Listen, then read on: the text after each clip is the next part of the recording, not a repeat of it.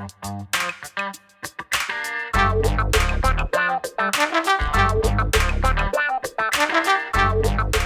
guys, Montel Williams, welcome back to this another inspiring edition of Let's Be Blunt with Montel.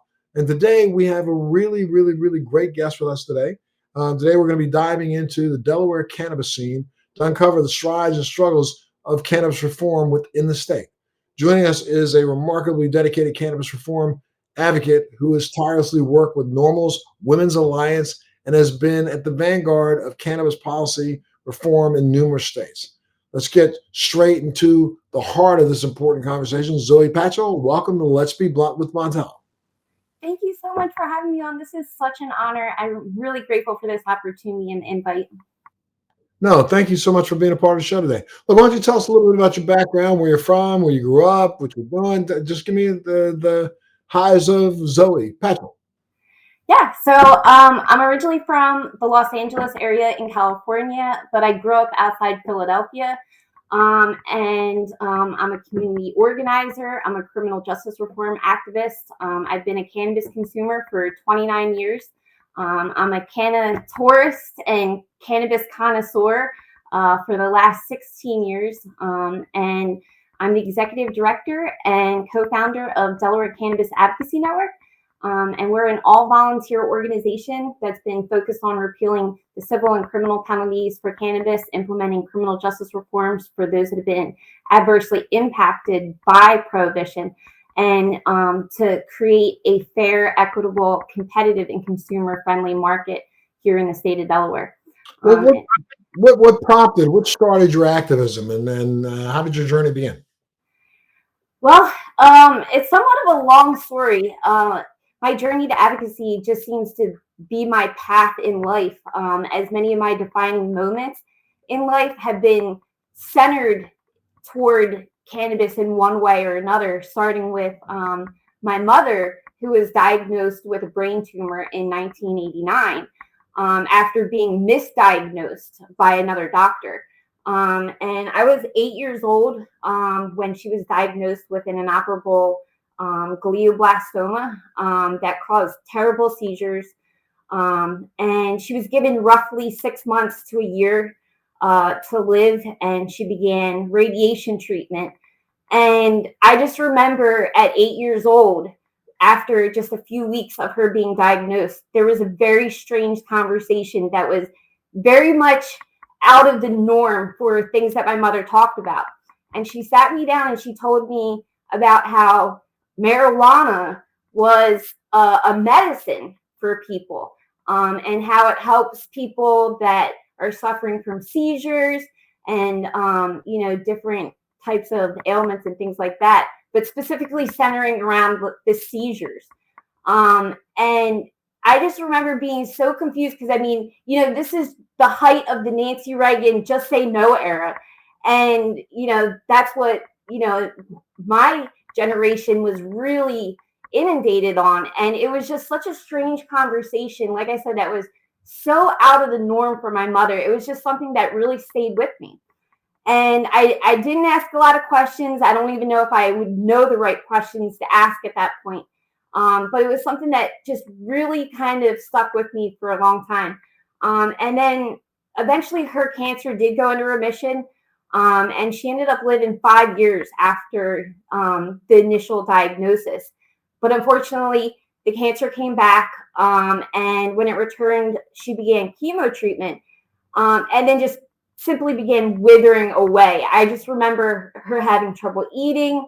I remember, her getting sick and, having vomiting issues like in the middle of the night and things like that. And then eventually, she succumbed to the cancer. But, the research shows that there's, this is something that's been helping with cancer, with different symptoms of treatment, as well as the sickness itself.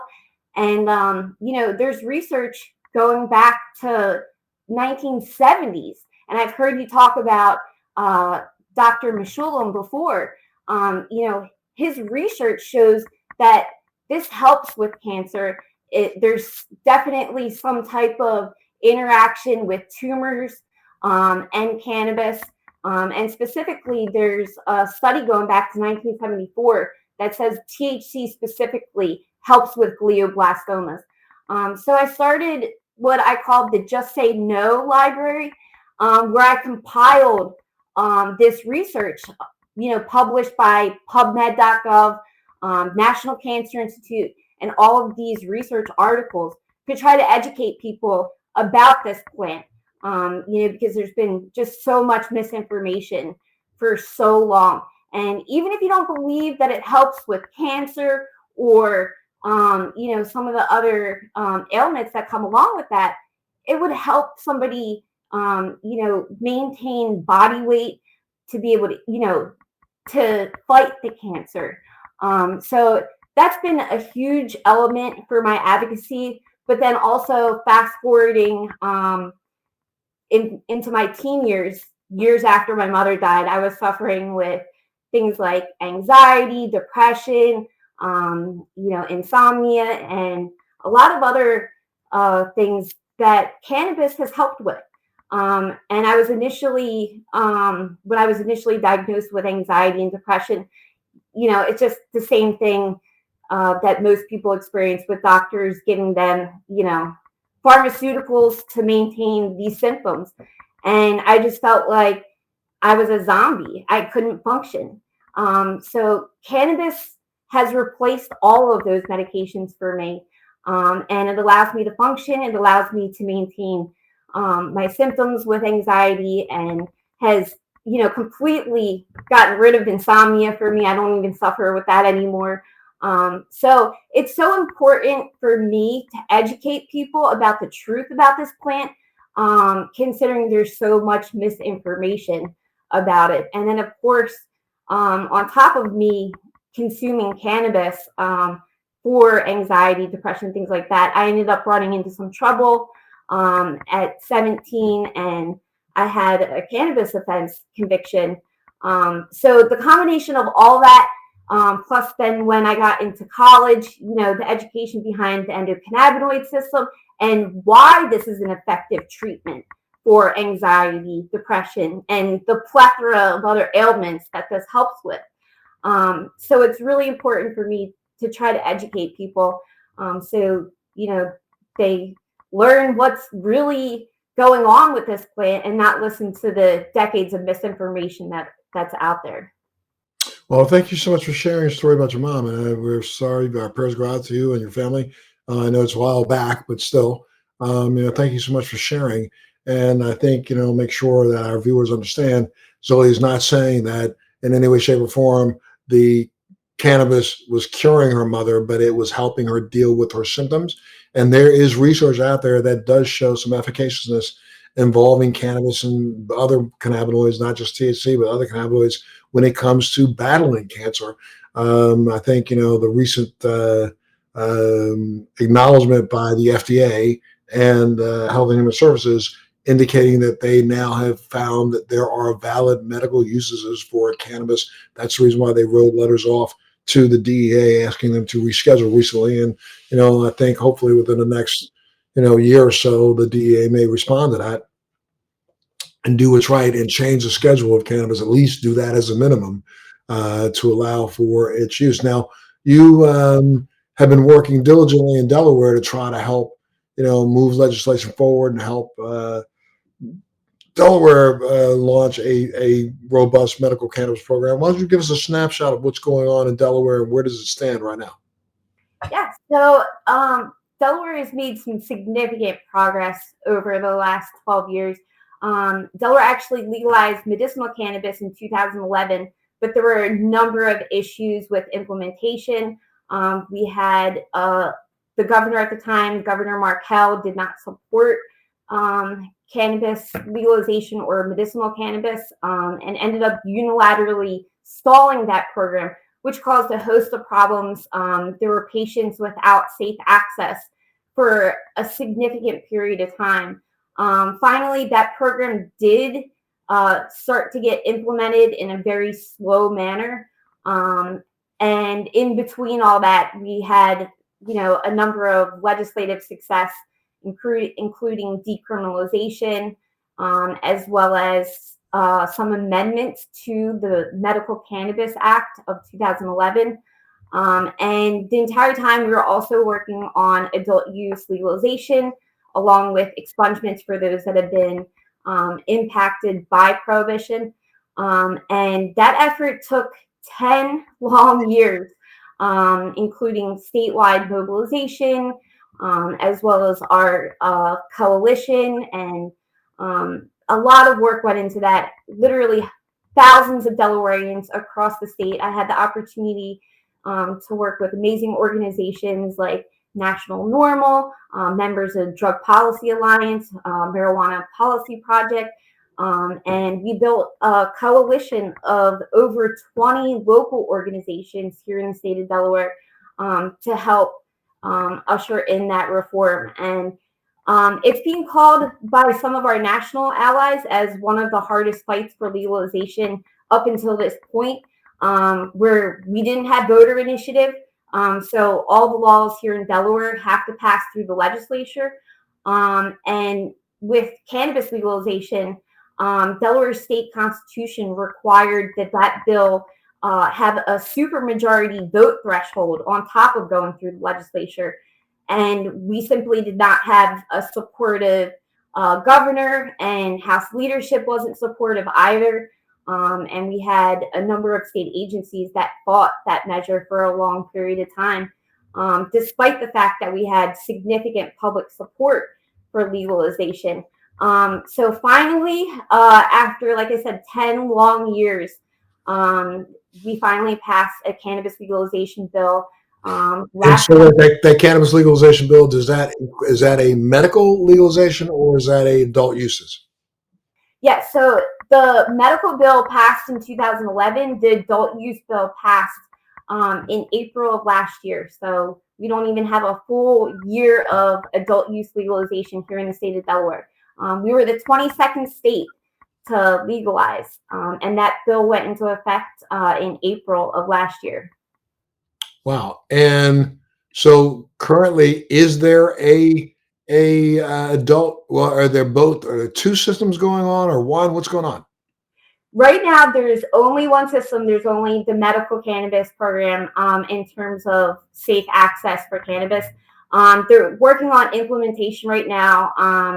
I've actually been appointed to the Adult Use Cannabis Oversight Committee. So they're in the middle of rule writing and promulgating regulations at this moment. We've been heavily involved in that process, trying to advocate for a fair, equitable, competitive, and consumer-friendly market here in the state of Delaware. But right now, the only shops that are open to medical patients. However, there's actually a bill that's pending in the legislature right now. It just passed the House a week and a half ago and is headed to the Senate that expands Delaware's medical cannabis program. It would eliminate the qualifying conditions. Right now, there's only about 10 qualifying conditions that make a patient eligible for the medical cannabis program. So this would significantly expand the 12-year-old medical cannabis program here in the state of Delaware. And it does a number of other things, as well as allowing out-of-state patient reciprocity, which was originally part of the 2011 Medical Marijuana Act, but then was subsequently taken out through other legislation and an amendment in 2016. So we're really looking forward to that bill passing and improving the program for patients while helping to increase the patient base here in the state of Delaware. But I'm still a little confused. But you have an existing medical program, and now you have a adult use program also, but that's not been implemented yet. Is that what you're saying?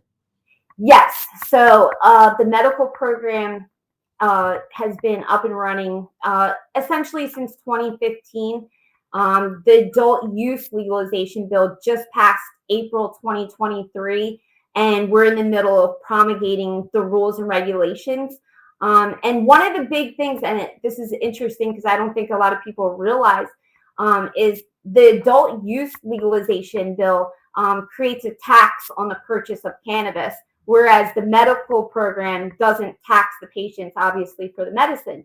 The conundrum and why it's taking so long for Delaware to implement adult use legalization is because Delaware doesn't have a sales tax. So what they've implemented, or what they're trying to implement under the adult use legalization law, would be the first of its kind here in the state of Delaware. There's excise taxes on alcohol, tobacco, and things like gas, but this is the first point of sale tax on the purchase. So that's one of the things that the state's working on right now, is to get that whole system up and running. And is that just because of confusion, or the legislature is trying to slip a funny one in there? I mean, I don't understand why. Again, if it was voted into law that you're supposed to have an adult use mandate, then why can't they just start issuing licenses for adult use? Yeah, I mean, it's a good question. I think the biggest thing is, like I said, that there's no system in the state of Delaware to collect any type of sales tax at the moment.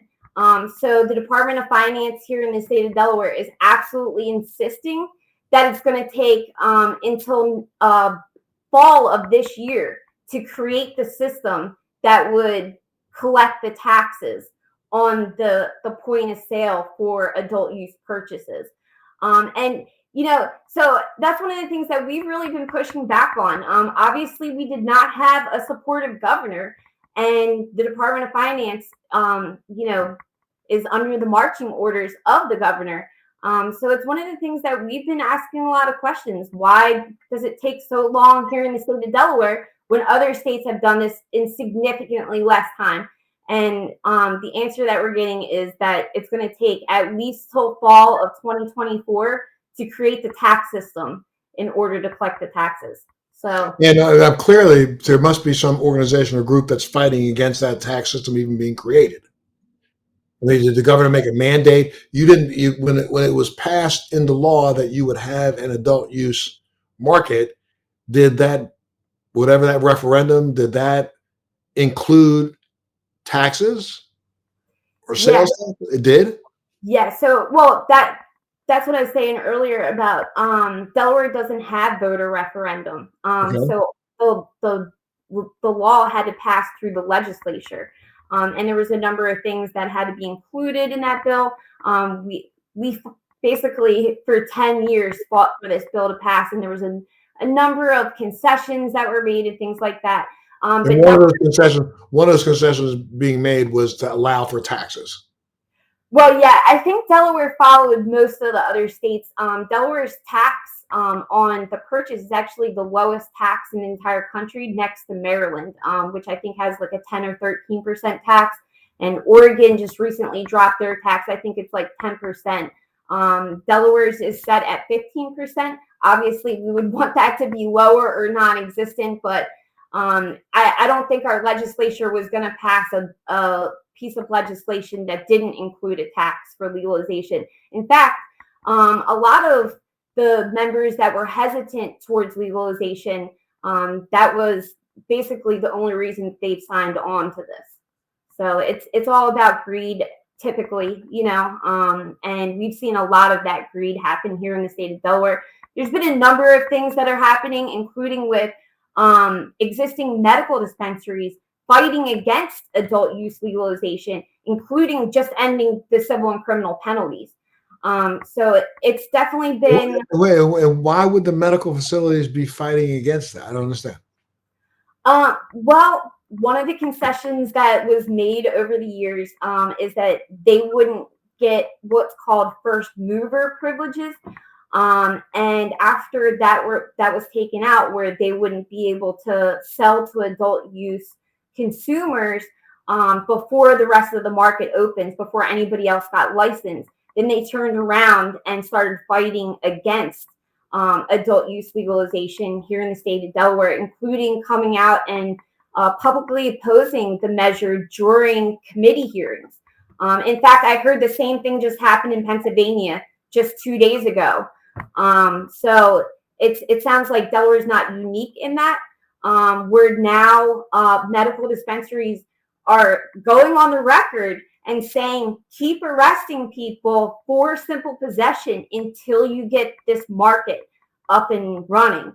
And, they point to New York as a horror story, even though, what's happening in New York is pretty unique. It's certainly not happening in Delaware. It didn't happen in Colorado, who waited for everyone to be licensed at the same time. And that's a really important aspect for us. We want this market to be fair. We want it to be equitable. We want it to be competitive, and we want it to be consumer friendly. There's research coming out now that shows that, some states that didn't do it in those ways aren't, seeing all of the benefits of legalization, where the illicit market continues because it was created in a way that doesn't check those boxes. So that's one of the things that we've been adamantly advocating for here in the state of Delaware. And what's the name of your group? You want to put up a website or something, or let me know the website so that we can have people in Delaware know where to reach out to give you some help? Yeah. So we're Delaware Cannabis Advocacy Network at delawarecannabis.org. And we're also on social media and very active in our community. We have our monthly meeting the second Tuesday of every month, so we encourage everyone to join us. And of course, you must be looking for volunteers and people who are willing to help you or get involved to help move some of this forward. Share some of the strategies that for our listeners who might want to engage in helping, convince policymakers to do the right thing on this topic. Yeah, so Delaware Can focuses predominantly on direct action, citizen lobbying, and outreach initiatives. We've organized over 550 events to promote public awareness and cannabis policy reform in the first state. We do everything from statewide mobilization. We're not the biggest state, but it's still a pretty big state. But we managed to get from the north end to the south end and try to cover basically every corner. We try to find leaders in specific areas and train them to basically promote this as a leader in their area. And we do everything from citizen lobbying to public awareness campaigns. We do town halls, information sessions, and trainings to teach people how to be civically engaged. Well, education is a critical role in shaping public opinion. How are you and your organization contributing to educating the consumer about the fact that, the product should be made available to adults who are responsible? Yeah, so we've hosted town halls, both in person and virtual town halls. We have public education awareness campaigns like the Just Say No, KNOW library, where we try to educate people about this plant, about the safety and the efficacy, through peer-reviewed research articles and information. And we've hosted everything from serious public forums to just information sessions where we teach people about this plant. So there's a lot of activity on our end. You could say we put the grass in grassroots. Oh, there you go. Well, now, I'm sure you've had some victories in the last couple of months. Where you want to share some of those? Yeah, so the biggest thing being adult use legalization. Like I said, we fought for 10 years for that bill to pass because we don't have voter initiative. It was a very difficult fight. However, like I said, we've had, literally thousands of Delawareans contribute to our efforts, and we certainly couldn't have done it without the champion sponsors, Representative Ed Osinski and Senator Trey Pardee, who continue to, put their name out there when, quite frankly, a lot of people didn't want to talk about cannabis policy reform in the state of Delaware. Like I mentioned, it wasn't as easy as just, going to the ballot and checking a box or signing a petition. This was a hard fought campaign where we had to teach people to get civically involved and interact with their lawmakers and become citizen lobbyists. So cannabis legalization, certainly the biggest policy reform that we've accomplished as of recently.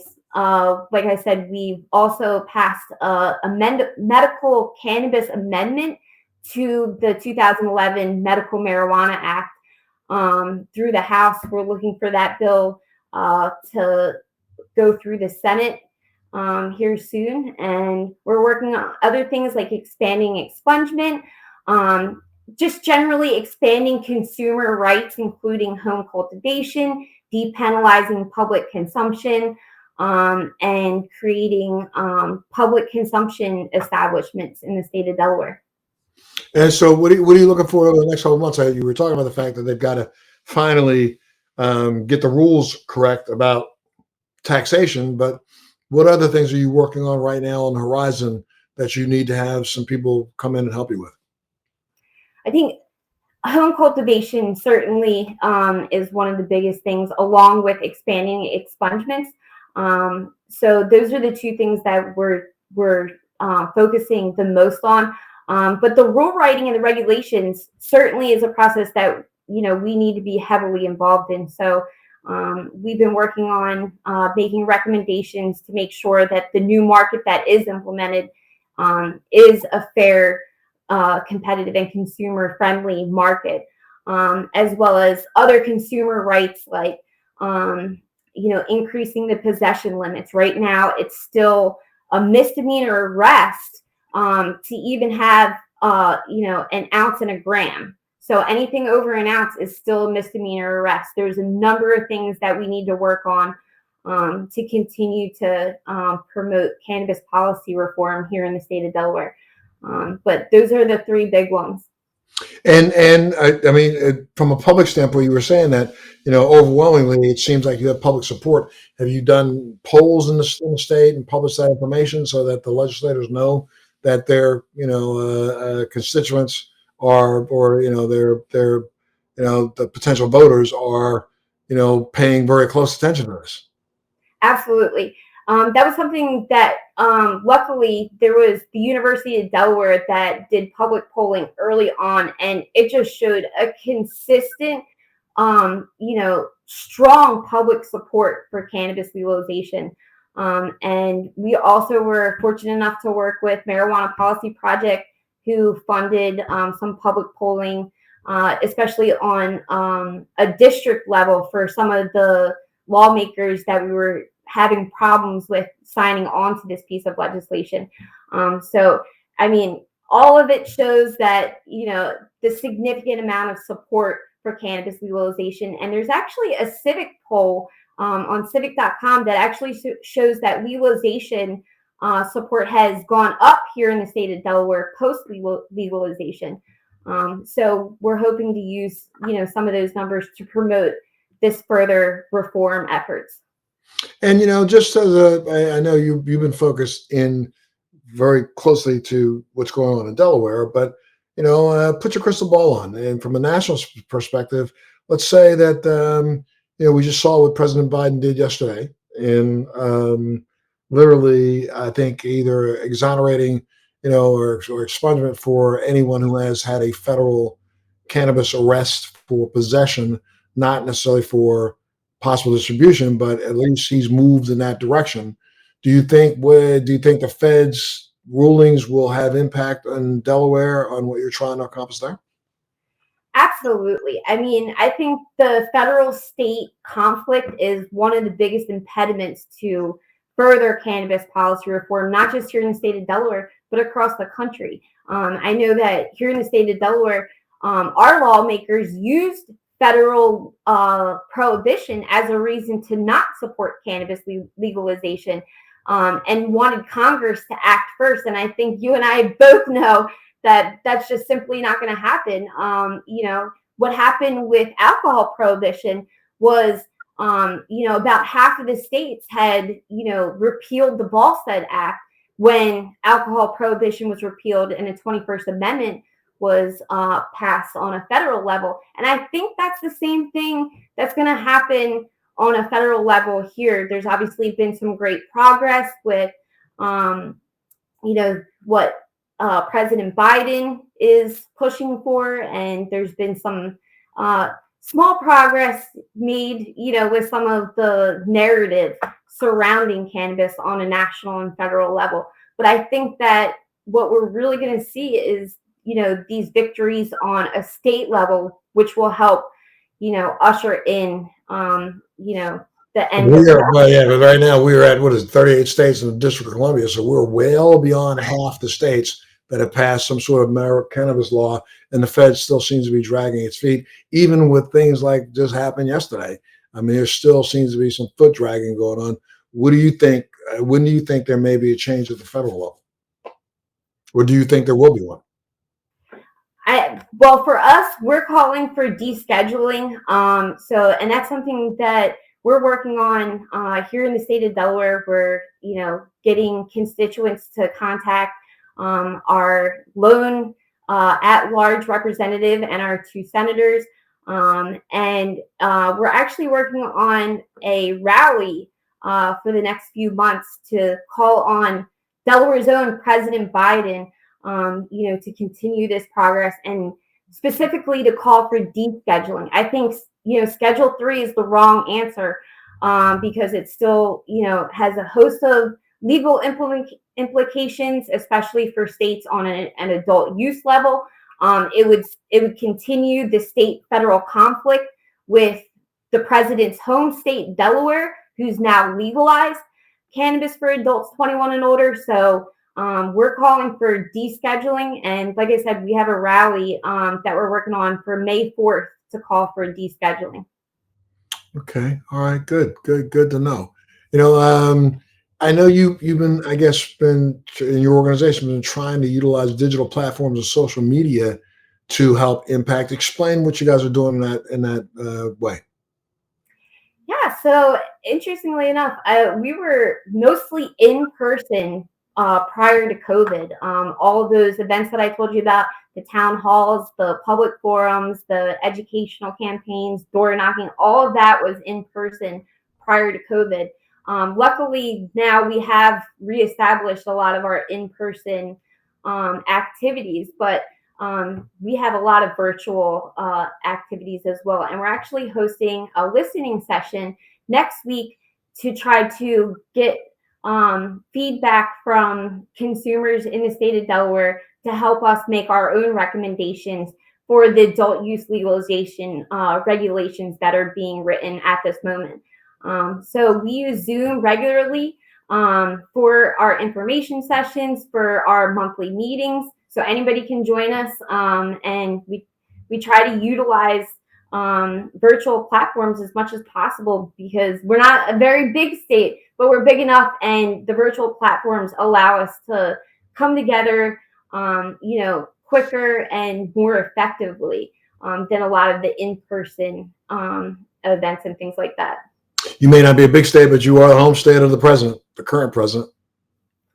Yes, we are. That's even more reason for the descheduling, push to come from the president's own state. I mean, like I said, you can't schedule cannabis as a Schedule 3 and allow Delaware to implement an adult use legalization market without being in conflict with federal law. So it's really important that we deschedule cannabis, for a number of reasons, but to end that state and federal conflict.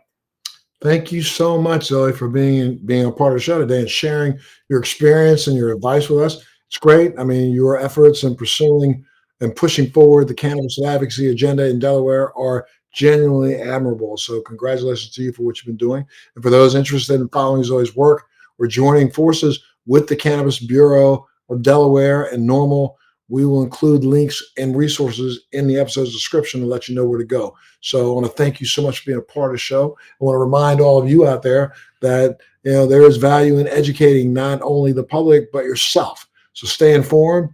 spread awareness about the benefits and issues surrounding cannabis. And if you can volunteer and be a part of the solution in Delaware, what's that website one more time, Zoe, if people can go to? That's DelawareCannabis.org. Right, there you go. Well, thank you so much for tuning in today, being a part of Let's Be Blunt with Montel. Make sure you keep tuning in and advocating for change. And all you have to do is click that little button at the bottom there to subscribe, and you can get, go back and look through the library of well over 300 episodes that we've done talking about the importance of changing cannabis legislation worldwide. Again, thank you so much for being a part. You're always invited back if you have something you want to add. And we look forward to seeing you and talking to you again, okay? Thank you so much, Montel. Thanks for this invite, and thanks for all the work that you do. Very grateful. No, I really appreciate that. And thank you for all of you for tuning in to this edition of Let's Be Blunt with Montel. Thanks for joining me on Let's Be Blunt with Montel. Please make sure you're subscribed and hit the bell to be notified when new episodes post each week. We'd love to hear your feedback also, so please send us your comments.